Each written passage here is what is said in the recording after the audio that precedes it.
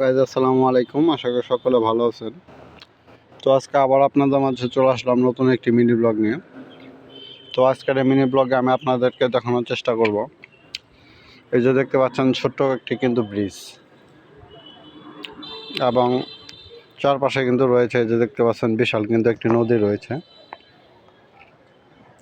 এই পাশেও বিশাল নদী এবং এই সাইড দিয়ে কিন্তু দেখতে পাচ্ছেন সুন্দর একটি কিন্তু বাধাই করা কিন্তু একটি রাস্তা রয়েছে।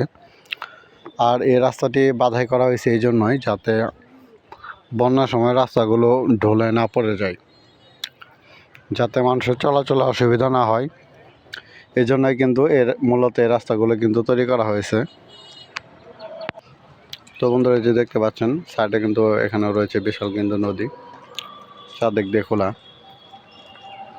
এবং পাশে কিন্তু রয়েছে একটি কিন্তু বাধাই করা রাস্তা।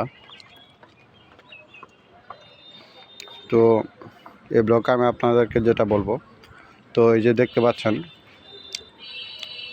এই যে ব্রিজ, তো এই ব্রিজের পাশটা কিন্তু অনেক ছোট, সাইডটা কিন্তু অনেক ছোট দেখতে পাচ্ছেন। একটা ভ্যান যদি এই ব্রিজের উপর দিয়ে আসে, পরবর্তীতে কিন্তু আরেকটা ভ্যান কিন্তু ওভারটেক করতে পারবেন না। তো এটা কিন্তু একেবারে ছোট, আপনারা এই ভিডিওতে দেখতেই পাচ্ছেন।